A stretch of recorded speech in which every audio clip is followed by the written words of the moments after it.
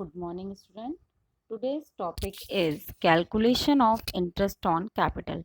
In previous lecture, we have studied about how to calculate profit and loss appropriation account and format of profit and loss appropriation account. Now let's come on the topic, that is interest on capital. It is an expense. That's why it comes in debit side of profit and loss appropriation account according to their nature. All the expenses and losses are debit and income and gain are credit. Now, for calculating interest on capital, there are two cases. Case 1 is if deed is silent. If deed is silent means agreement does not exist, or partnership deed does not provide for interest on capital. If deed is silent, then interest on capital is not allowed. Interest on capital is not allowed. Interest on capital is not allowed to partners. Second one case is in the presence of deed. In the presence of deed, or when agreement is exists for interest on capital but is silent on whether interest is charged or appropriation. Deed is present or agreement was held. So there are three situations are there. First one, if firms earn loss. If firms earn loss, if firms earn losses, then interest on capital is not provided, is not allowed to partner.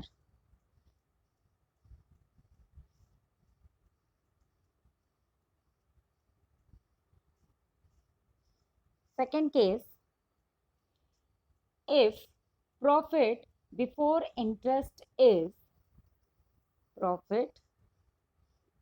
equal or more than the interest. If profit is equal or more than the interest, then interest on capital is allowed to the partner. Interest on capital is allowed to the partner at agreed rate. Agreed rate, which one decided at the time of agreement. At agreed rate, it may be 10%, 6%, 9%, 12%. That was decided in deed. Third one case is if profit before interest is less than the interest. If profit is less than the interest. If profit is less than the interest, then interest is allowed to the partner to the extent of profit in the ratio of interest on capital of each partner. In which ratio? Interest is allowed to the partner in the ratio of interest on capital. In the ratio of interest on capital. For example, one question is there. Question number 29. Molly and Bholi contribute 20,000 and 10,000 respectively towards capital. They decided to allow interest on capital 6% per annum.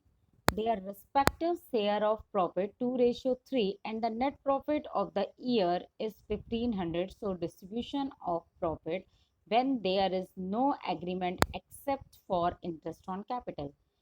Second case is there is profit is less than the interest on capital and interest divided in profit divided in interest on capital ratio. Solution is here.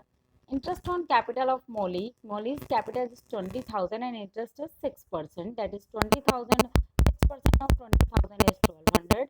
And interest on capital of Bholi is rupees 600. The total sum of interest is 1800. No agreement except interest on capital. Profit for the year ended is rupees 1500. It is given in question.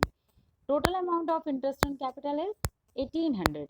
Total amount of interest on capital is more than the profit. So distribution between Molly and Bholi in the ratio of their interest on capital. Then interest on capital there is, that is 1200 and 600. The ratio of 1200 and 600 we divided in ratio, that is 2:1. Now profit will distributed in interest on capital ratio, that is 1500 into 2/3 and 1500 into 1/3, that is 1500. Now case 3, that is if partnership deed provides for interest on capital as a charge. You know well about as a charge.